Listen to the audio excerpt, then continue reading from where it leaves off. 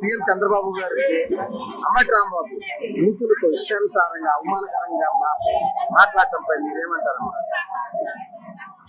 ఒక అమ్మకి అబ్బకి పుట్టిన నా కొడుకైతే పరిపాలించడానికి రావాలరా అంబటి రాంబాబుగా. అంబటి రాంబాబుకి వైసీపీ బ్యాచ్ కి ఈ మధ్య నిన్న వాగుతుంది పుణ్యశీల అనే ఆవిడ. వసే నువ్వు అమ్మకి అబ్బకి పుట్టిన దాని అయితే అలా మాట్లాడవు. లజ్జా కొడక అంటే అర్థం ఏంటో తెలుసా నీకు? నిన్ను గాని నీ బాబును గాని నీ మొగుడిని గాని అంటే అప్పుడు అసలు నీ కొడుకునంటే తెలిసిద్ది ఆ మాటకు అర్థం ఏంటో. అలా మనిషి పట్టకు పుట్టిన వాళ్ళు అయితే అలా మాట్లాడరు. అమ్మటి రాంబాబు అసలు దాని పశ్చాత్తాపం పడట్లేదు ఏంటమ్మా? అసలు క్షమాపణ లేదు. ఎందుకు పడతాడు? ఆడి పుట్టకే అది మరి పశ్చాత్తాపం అనేది ఉంటే అసలు ఈ మాటకి మూసుకొని కూర్చుంటాడు. పరిపాలించడం చేత కాలేదే అన్న బాధతో ఉండేవాళ్ళు. ఆమె ఆ ఫీలింగ్ ఎక్కడా లేదు వాళ్ళకి గాని వాళ్ళ నాయకుడికి గాని. అసలు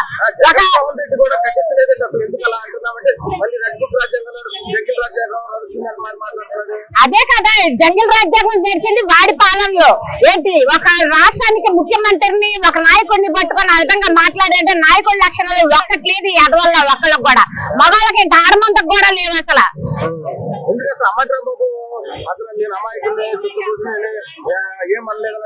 అవును చాలా అమాయకుడు కనబడుతుంది కదా ప్రజలకి. ఆ మాటల్లోనే తెలుస్తుంది ఆడు ఎంత అమాయకుడు ఏం చేస్తారు. వాడి మనుషులే వాడికి ఇప్పుడు నిప్పెట్టారు. ఇప్పుడే చూసి వస్తున్నా.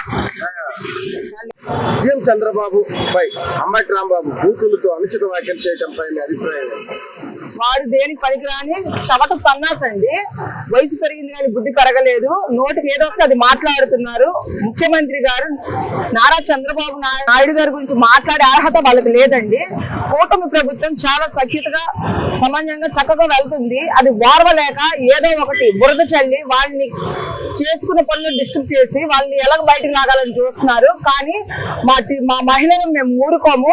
ఆ మనిషిని అన్న మాటలకి మేము తీవ్రంగా ఖండిస్తున్నామండి. అంటే ఇప్పుడు ఆయన ఏమంటున్నారంటే అసలు ఇప్పుడు అమ్మటి రాంబాబు మళ్ళీ బయటకు వచ్చేసి దాన్ని పశ్చాత్తాపం లాగోకోకుండా రండి ఏం చేస్తారు అది మళ్ళీ ఆ నాయకుడు కూడా ఖండించుకోకుండా ఉండడంపై మీరేమంటారు?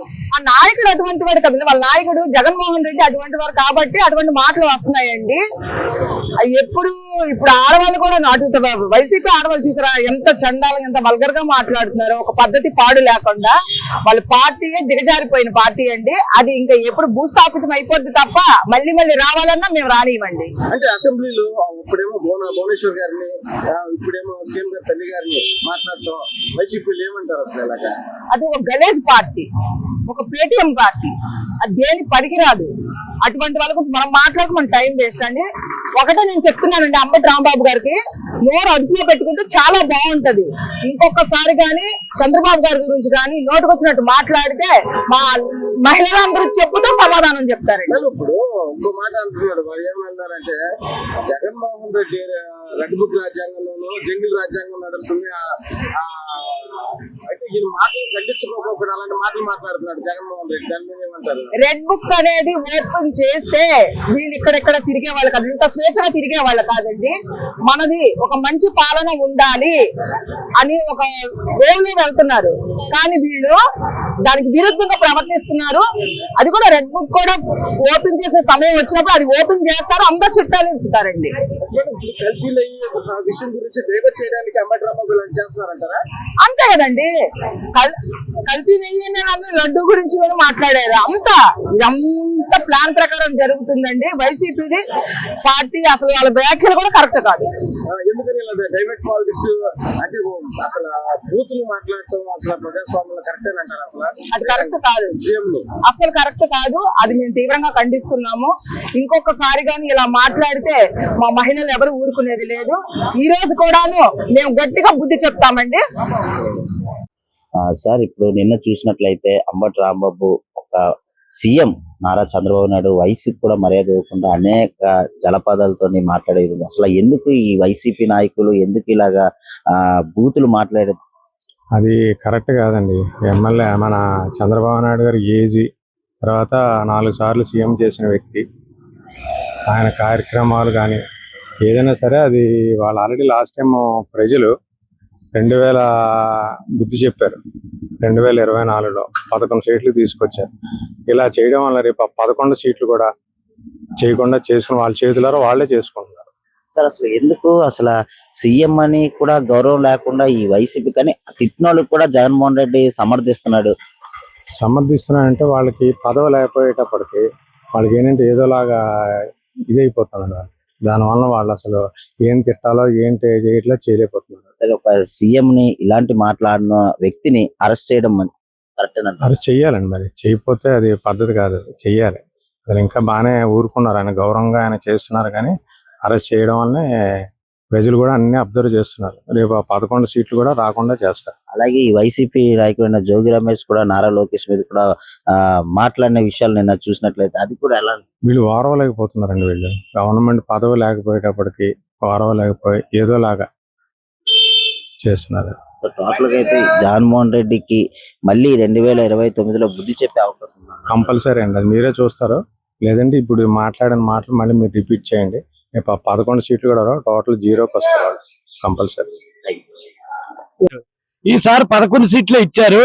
ఇలాగే వీళ్ళ విధానాలు కొనసాగితే రానున్న 2029 ఎలక్షన్ లో ప్రజలు ఆ 11లో 1ని తీసేసి తీర్పిస్తారని మా అభిప్రాయం. ఇలాంటి వ్యక్తులు ఇలాంటి మాట్లాడుతున్న జగన్మోహన్ రెడ్డి అండగా ఉంటానని హామీ ఇస్తున్నాడు. ఇది ఎంతవరకు కరెక్ట్? వాళ్ళ పార్టీ అధినేత 32 ఈడీ కేసులు ఎదుర్కొంటున్నాడు.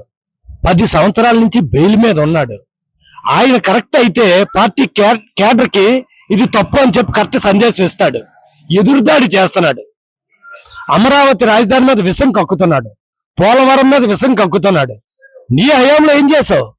3 రాజధానులు అన్నావు, 3 ముక్కలాట ఆడావు. 500 కోట్లతో ప్రభుత్వ ఆదాయాన్ని రుస్కొండ ప్యాలెస్ కట్టావు. రోడ్లు లేవు, సంక్షేమం లేదు, అభివృద్ధి లేదు, జాబ్ క్యాలెండర్ లేదు. నువ్వు అన్ని తొంగలో తొక్కి మళ్ళా లాస్ట్ సంవత్సరంలో పాదయాత్ర చేస్తా అంటున్నావు. నీ own sister Sharmila press meet పెట్టి కాంగ్రెస్ పార్టీ ఆంధ్రప్రదేశ్ అధ్యక్షురాలుగా ఇంకేటి చేస్తావు, ప్రజల్లో ఒకసారి మోసం చేయగలవు, పాదయాత్ర చేసి ఇంకేటి చేస్తావు అని చెప్పి శర్మిలే ఎదురుదాడి చేసే పరిస్థితి వచ్చింది.